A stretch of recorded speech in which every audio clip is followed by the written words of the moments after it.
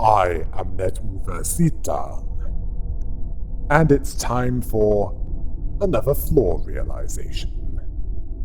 This time, it's the law on the floor of literature floor realization.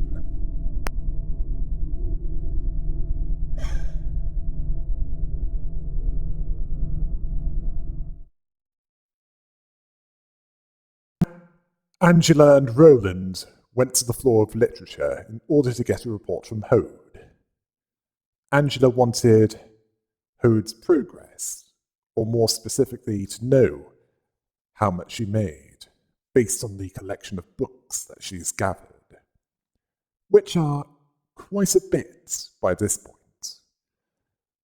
Hode considered the stories of the people living in that city as sensational, yet bitter in a way. Roland thought that they were bound to be so. Personally, I consider some of these stories as horrific and twisted.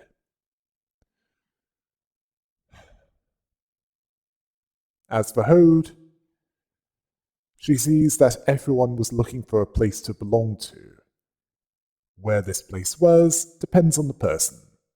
For ordinary people, it's getting a job at one of the wings, the largest of the conglomerates in that city, which is considered the greatest happiness that they could achieve. Well, considering Emma and Noah, those former J-Corp drones, the Warp cleanup crew, and even the dead ones in L-Corp, I question that. Well, the happiness is likely to only last before the first shift. Then it's the greatest fear that they feel. Fear that doing things the wrong way, too slowly, or tiring out at the wrong moments will result in the risk of dismissal. So I can certainly dispute that statement. Angela noted that they can belong to the nest managed by the wings as a byproduct of that. She's even heard that the quality of life between the nest and the backstreets is quite significant.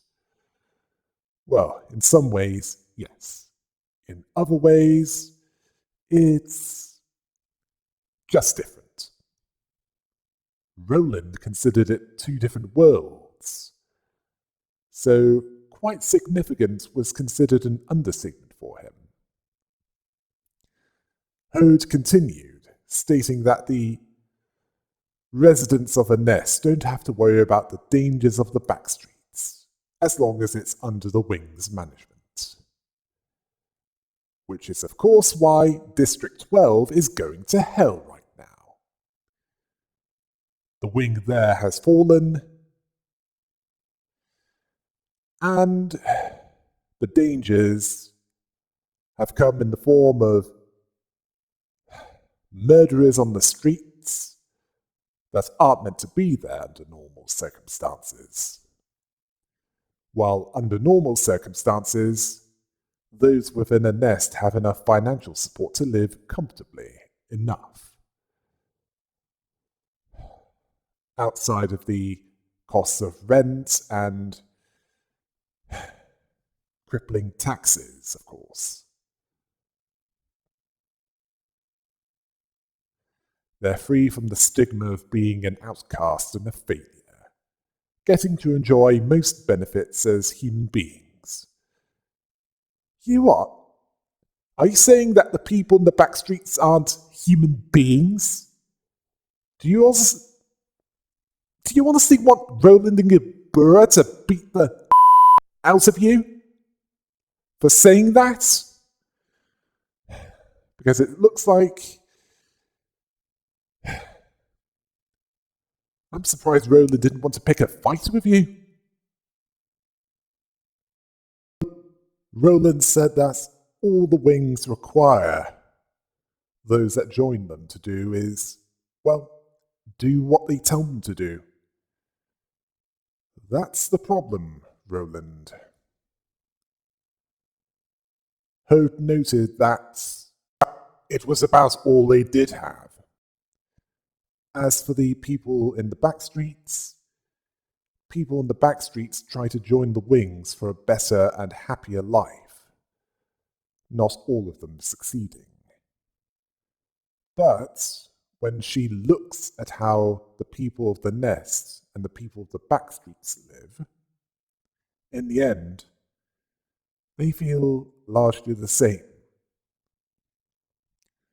The people in the nests live in constant fear of not doing enough, which would get them evicted into the backstreets, which is not much different to the insecurity of not belonging to a wing in the first place. Angela observed that fixers and syndicates didn't seem that bothered about joining a wing. Roland explained why that was. Well, why that was the case, as a few were sponsored by the wings. In fact, that was something to aim for. One such fixer was Kali, the Red Mist. This was in exchange for doing what that wing told them to do. Or more specifically, whatever they were hired to do. Which is understandable. Whether it be an office, an association, a syndicate, people seek out a group to belong to. Hode mentioned that they needed to belong to a group, as they didn't feel that they could stand on their own due to how unnerving that thought was. Those powerless people in the back streets. They're mere pebbles for these strong syndicates to kick around. Which is why they rely on the wings. Those able to get in them. To protect them from such a dangerous world. Seeing it as better to be cogs in the wings' machines. To be worn down as quickly or as slowly as they're able to be. Rather than stand up for themselves. Angela saw it as a meaningless repetition, much like that individual that was turned into a fort gear by Eileen, almost working themselves to death. A constant cycle. Angela can speak from personal experience of this. Hode noticed this and asked her if she was looking for a place to call home as well. Angela reacted with hostility, telling her to not act like she knows her. Hode told her that she knows that she can't do anything about them. The loneliness of them all. Angela asks if she's claiming that she's doing that because she's lonely and needs a home. Yeah, talking about yourself there. Upon being asked this about Angela, Hode noted that Angela needed someone to have an honest conversation with. At that point, only Roland was such a person. Yeah, she got desperate with him. Hode saw that everyone wanted to indulge in sweet stories. The reason for that was reality sucks. It's bitter and painful, like espresso laced with ghost naga chili powder. It's why tragedies are about as popular as furniture made entirely out of elephant.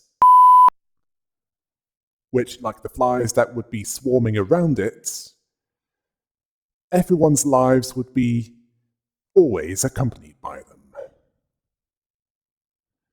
It's not because of a lack of expectations. it's because of a lack of willpower to have any hope. There aren't any options to fulfill their lives in the city. Only options for survival. As for Angela's expectations, she snapped at Hode, asking what her point was, that she's in a meaningless cycle like the people of the city. Hode noted that Angela was desperate to find a place for her mind to rest, which is why she's repeating the mistakes of the past, or creating a variation of them because of that. Her answer was not going to be found by killing people and expanding the library with books. Well, not by itself, anyway. Angela sees it as different from the past. In your opinion only. From an external perspective, it's a variation on that theme. In a flashback, Angela spoke of how the stage play reset and repeated, where dead employees once again awoke. It's unclear at this point how this was made possible, but it's likely to be explained eventually, where the world restarted from the beginning, as if nothing happened. This was the short version. On Loop 0, where it all started, Angela greeted the Sephiroths, who would help her with her work, greeting them in a friendly way. Hode greeted her formally as Lady Angela. Angela wanted to be greeted more casually, as she wanted them to be comfortable with each other and her. Yasud asked Angela what they can do. She told them that they needed to do many things before the manager, who would eventually be revealed to be Ian, who was caught in a cycle of samsara, would eventually arrive. She encouraged Malkuth, while telling her that she didn't need to rush. Malkuth appreciated this. Angela was cheering for her. She also motivated Nejak to work, to not be a slacker, as there was much to do before the manager arrived and the real work began. He was much less apathetic sounding. Well, compared to how we know him. Angela asked what Hode wanted to do. She was nervous when she asked her if she could start a counseling program for the employees due to how rough the facility was to work in.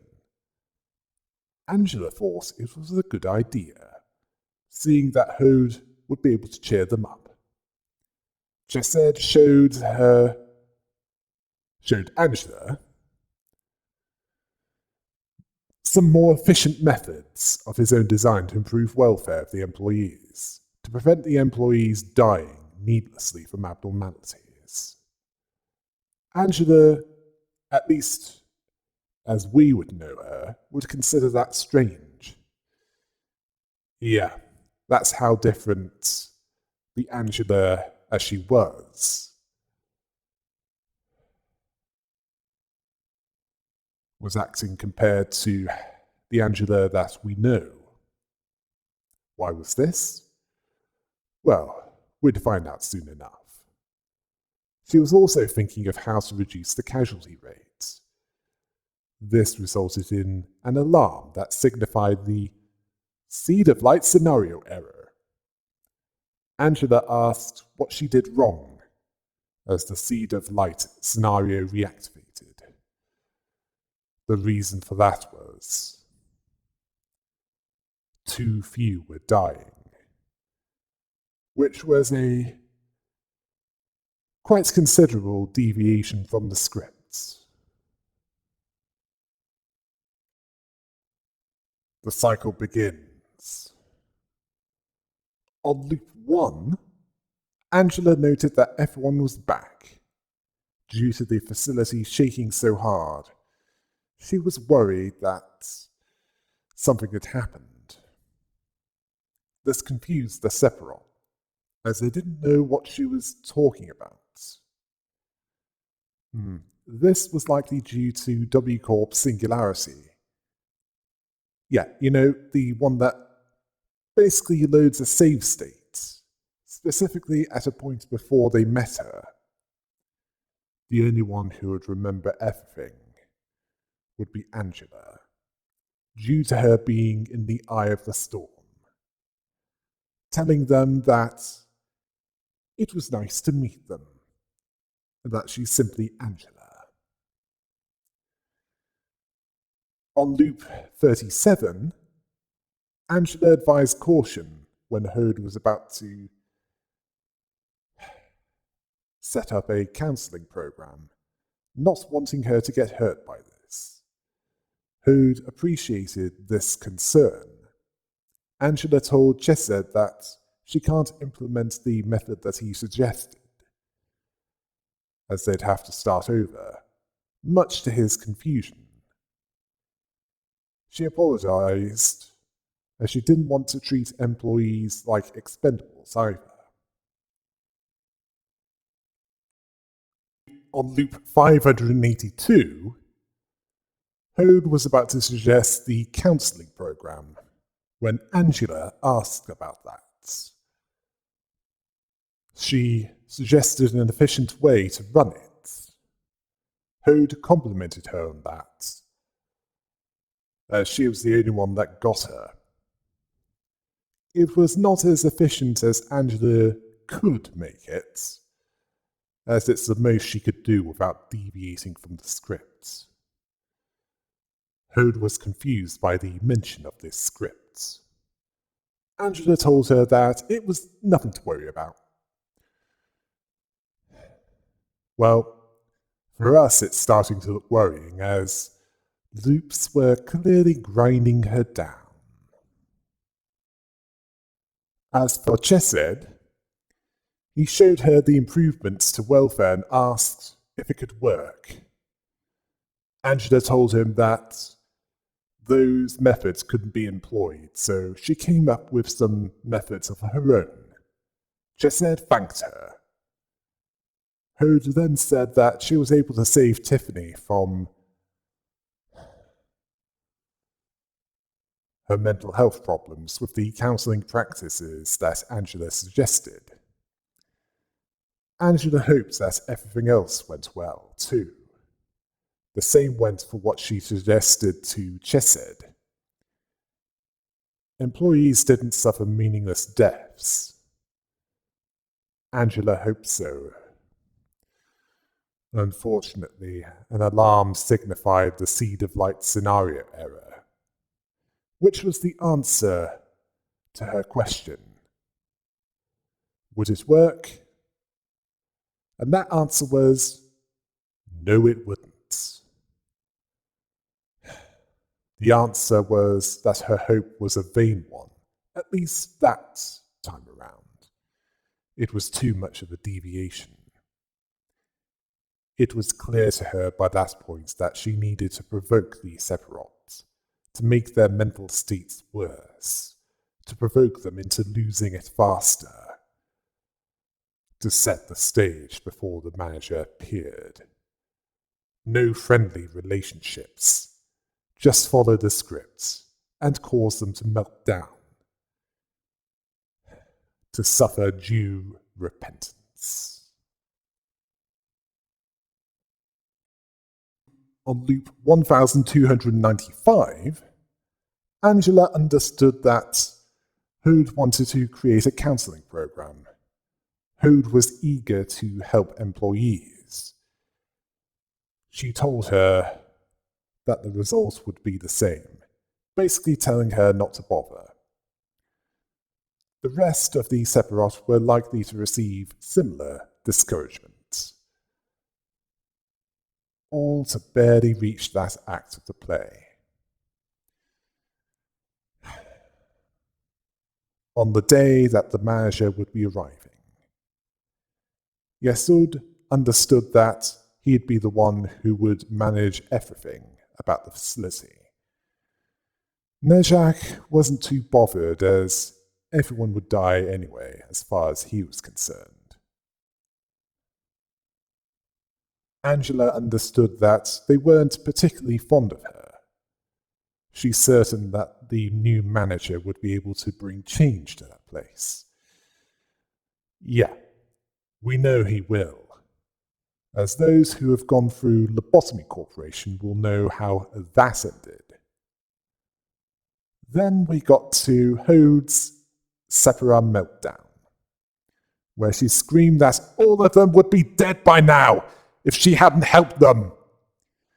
This was a concern for Angela, as something wasn't right with Hode, as she was screaming about them not appreciating her kindness, believing that she cared about them and that they hated her, now realizing why.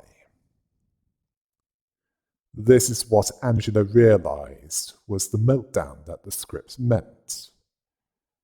She saw Hode's pain, but was unable to help her. Only the manager could help her, along with the others. Angela understood that the memories and resentments of the past were held by the Sephiroths, once they resolved what was binding them. Along with Aeon's atonement being complete when the Seed of Light was completed and activated, they would reach enlightenment, and the cycle of samsara would be broken. Until then, the cycle would continue, and each failure would result in the play going back to the beginning. Yes, this is if the manager failed. It was trial and error. Quite a bit of error. By the time they got to loop 28,239, Angela was her familiar, uncaring self by this point, making it clear that while she's in control, she was hands-off with Hode's counseling program, which would create drug addicts. During Yesod's meltdown, he blasted Angela about her being another that resembles a human but acts like a heartless monster. Later on, the female Tippereth screamed at Angela, asking why the male Tippereth had to die all the time, while standing on a pile of used robot bodies. All Angela could say was she was starting to act like a child.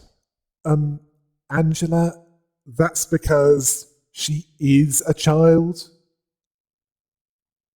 The female Tippereth kept apologizing to the male Tippereth. Chesed asked how she could be so cruel, a reference to the time where she deliberately opened the containment unit door, killing a few employees for the power.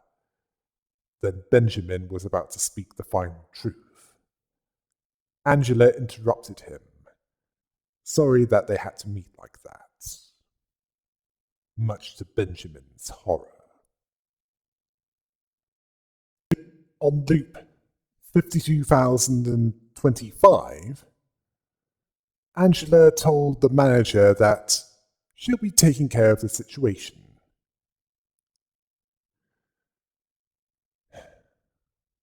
What she was seeing in front of her was why she didn't open her eyes during the events of the Lobotomy Corporation.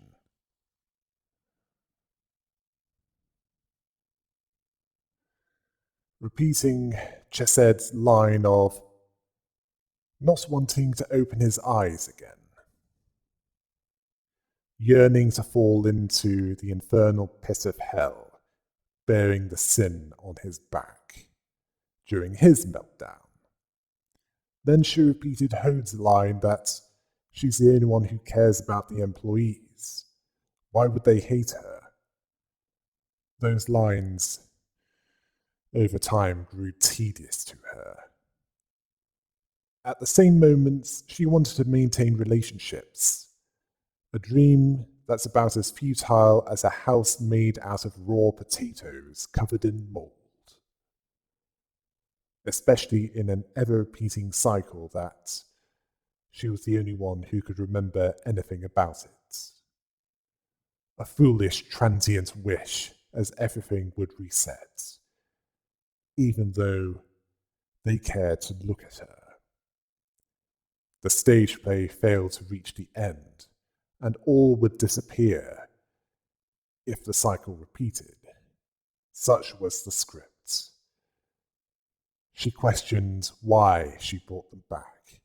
She'd prefer not to let everyone be forgotten and stay dead. She knew when and how they'd fall to despair, which she felt as well. She broke down because of this, as there was nothing that she could change without resetting. Resetting due to the script deviating. Every day spent without hope or expectations. She asked, would there be a time when the curtain fell on that everlasting play? She closed her eyes to turn away from things that she didn't want to see, to let the things that she couldn't change stay that way. As long as the cycle repeated, the future would remain the same as ever. Yeah, with her eyes closing, she'd understand Philip in at least that regard. Upon seeing her memories, Hode questioned how long Angela has endured this solitude. Probably for more than 52,025 loops. Even Roland thought it was horrible. Yeah, even that selfish hole doesn't like what he sees. As the floor was rumbling, Angela saw the irony that she had too much expectation for the one book, that it would solve all of her problems upon acquiring it, all because she didn't know how to better herself. She wasn't afraid of the uncertainty of the future, yet she couldn't predict her own future. Regardless of what she did, she'd never get to where she wanted to go. And then changed into the Dream of the Black Swan EGO. Hode saw this as one of the possibilities of Angela, manifested by the library. Roland saw this twice so far. Hode saw this side as one that gave up all expectations for the future and its possibilities. At least as far as Angela has revealed to Hode. It made Roland think about that, while Hode prepared for group therapy session number 3. Let's see how this one goes. To begin with, Angela wielded the Black Swan EGO, which is the EGO of the Dream of the Black Swan. This umbrella allowed for attacks to sometimes be reflected back at the attacker, as if she was some kind of gender-bent version of the Penguin. She also had the brother minions that, in the facility, would change as the Krahov counter lowered. But in the library, they would back her up by attacking the librarians. Apparently, this was a girl that took care of her younger brothers and made clothing for them that protected them from the fog, which changed her as it did many others. It also turned out to be the case that she works hard but not smart, believing that if she works hard enough, things will get better. How naive.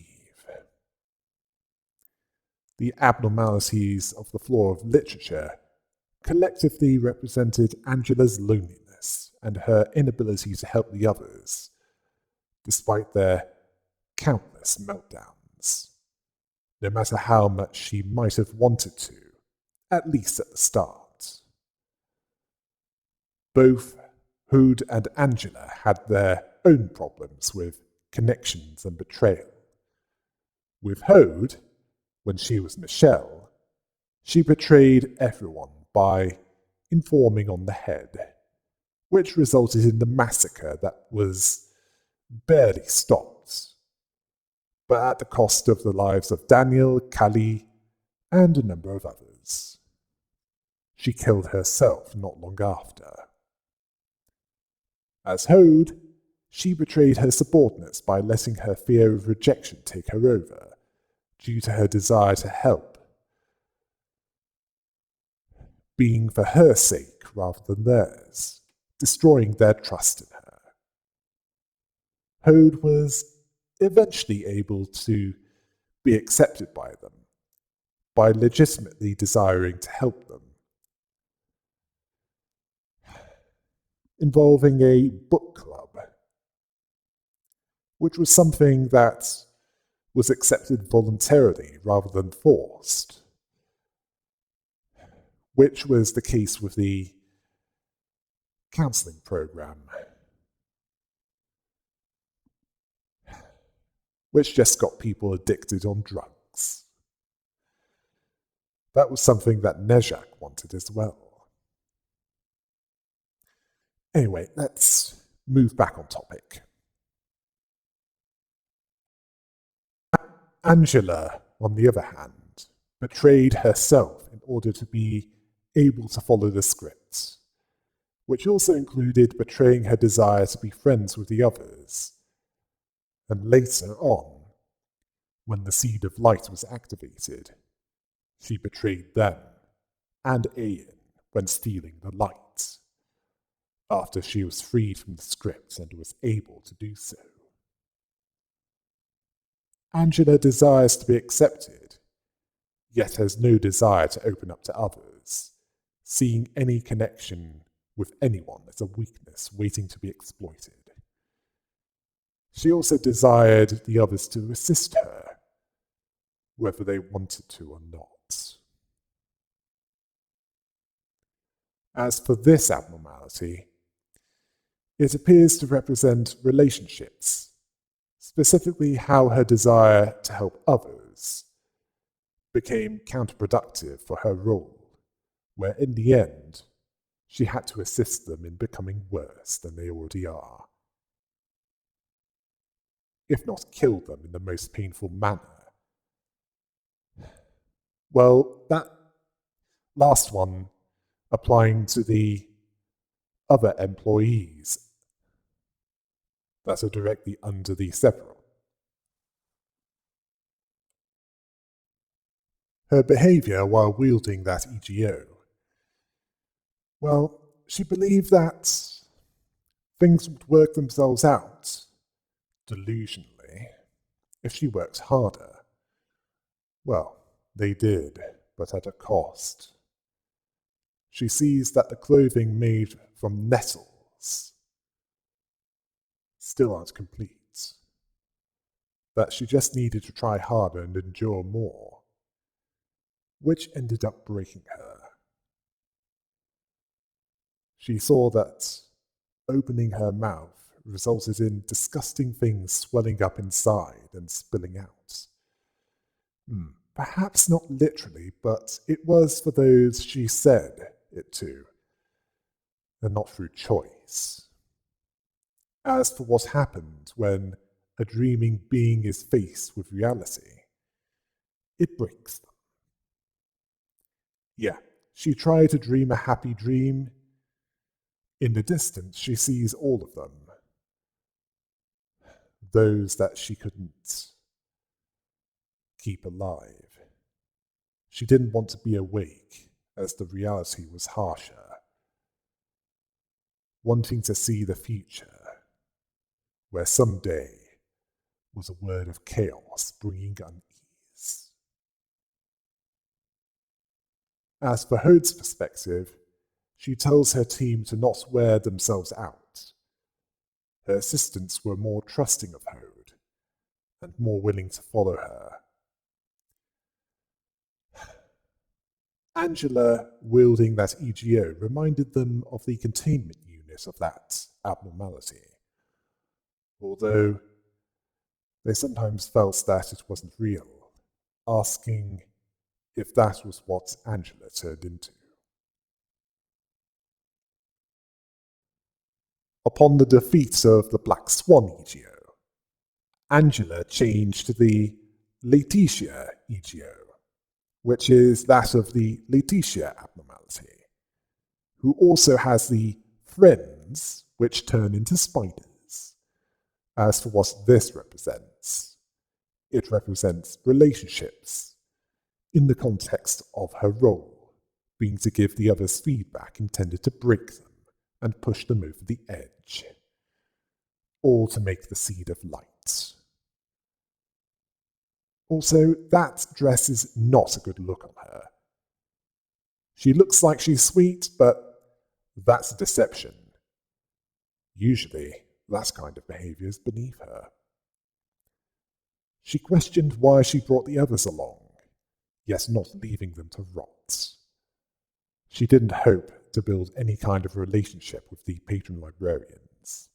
She didn't think that she had any attachment to any feeling of loneliness. She wanted to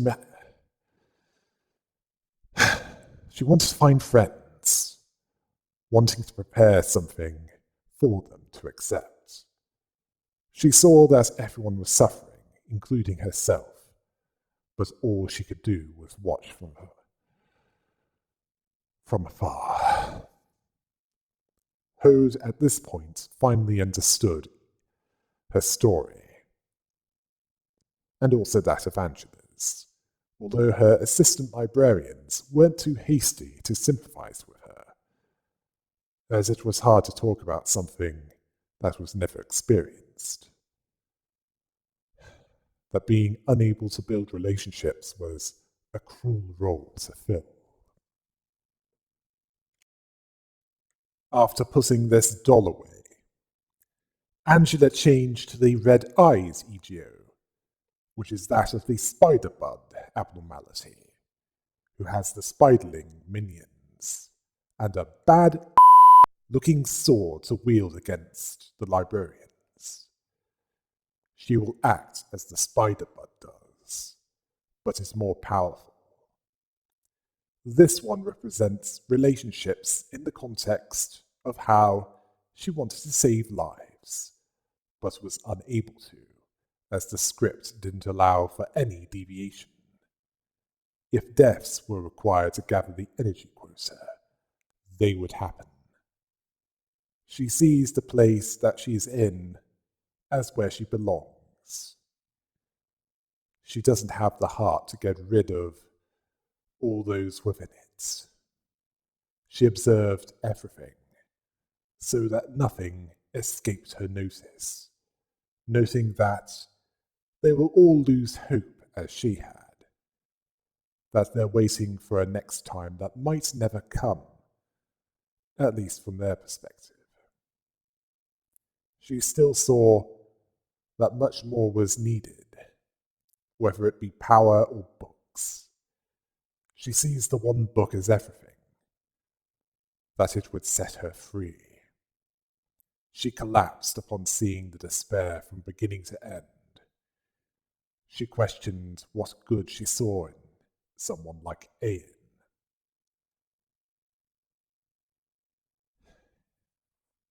It's not as simple as good or evil here, as morality can be quite blurry. Hode told her team that they needed to do what they must. Her assistants understood that Hode couldn't do a lot about Angela's situation, and told Hode not to be too concerned over that, even though they don't understand what was going on, that it's freaky, and Angela was getting creepier. After crushing this arachnid-like power, Angela changed to the Sanguine Desire EGO, which is that of the red shoes, which makes Angela look like Carrie, if it was set around the 18th century at least. That blood-stained axe could cut a wild boar in half. As for what this represents, it represents obsession. Likely in the context for a way to her to find a workaround, as she wanted, without deviation from the script, which she eventually figured out was impossible, as the script allowed for no deviation. She learned that through countless failed attempts. Well, over 500 of them. It also represented the obsession that she had for the one book, how she needed it above everything to be complete. She also had some red shoes to back her up. Angela was so obsessed with the one book that she was possessive of what she didn't have yet, telling them, "Hands off, don't take the only thing that I have." She didn't want to lose what little she had left. She wouldn't have anything to envy in that world, after she had it proper. She sees beauty in blood-tinged clothing and shoes. She admitted that she doesn't know how to better herself, consumed by the desire to dance, like a certain Danish author's story, loosely based on his half-sister. She told them that they should have stopped her from the start, if they wanted to. Angela, they did. It ended up as a Pyrrhic victory, even in the best case scenario. Like trade wars for those fighting it, however you want to call them. Yeah, patent wars. Yes, that's the right word. She's even willing to chop her feet off, no longer being able to walk. Those feet could simply be replaced. Hode was worried about Angela, even though they're suffering battle damage. She believes that she has nothing for herself. The assistant librarians figured out that she was talking about the perfect book, either that or her own happiness. Whatever she wanted, they saw her desire and obsession as something soaked in blood. After the bloodlust of the red shoes wasn't enough to take down the literature team, Angela changed to today's expression, the EGO of today's shy look, which had even more blood. We couldn't even see her face as it's covered in blood-stained hair. As for the stage, there was more skin and blood all around, where there used to be something more pleasant. The same rules applied here as the more it's one way or the other, the weaker or stronger her moves become. This one represents her loneliness, her desire to connect with these Sephiroths, to be friends with them, but she knew that she couldn't, as that would help to heal the trauma, rather than make it worse as the seed of light needed. Even now, when she had a choice, she was unable to connect with them. She thought of having space to herself. She felt bad about not being able to approach them, and it wasn't due to shyness. seeing loneliness as the last bit of generosity that the city could offer, like the abnormality. She also wanted a place that she could rest her mind in, if it existed. She wanted a home where the attention of others would be of no concern, where laughter and despair were allowed, where there was a place for her. If there was none, she'd make one, although she found it best to close her eyes when throbbing emotion surged up from within. Toad saw that they were taking a beating, but she encouraged her team to fight on. Her assistant saw that they had a job to finish. They saw a home earned in a way that she was making it would be of no way comforting, asking if she was looking for a place to rest, and that this EGA form, how could it look so horrendous? Upon snapping her out of it and bringing her out of her instability, Hose told Angela that to move forward, she needed to rely on herself, not anyone or anything else. That included the obsession with the one book that she believed would complete her, while not expecting anything for herself. The irony that people had in the city. Unlike after Malkuth's session, Angela saw the wisdom in that, believing that she was desperate to look for a place to call home,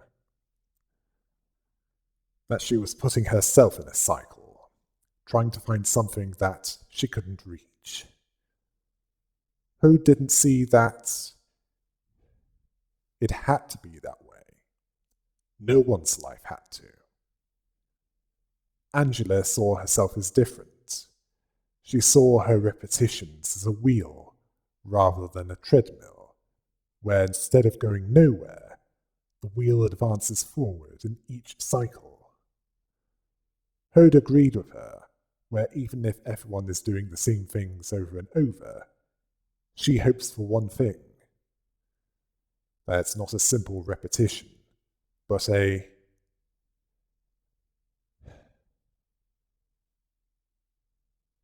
practice to be a better person.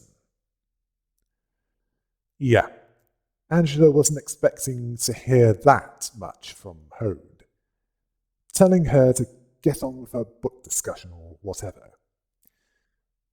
Back to the Cinderer tendencies, I see. Well, she seems to imply that, as she disappeared. Roland wanted to ask what she was trying to say. Hode believed that she wanted to thank them for helping her. Roland agreed, and that she was too embarrassed to say it herself. Well, if that was the case. Hode asked Roland if he wanted to join her for that day's meetup. He declined politely as he was busy, although he might join the one after that, and thanked her for her hard work.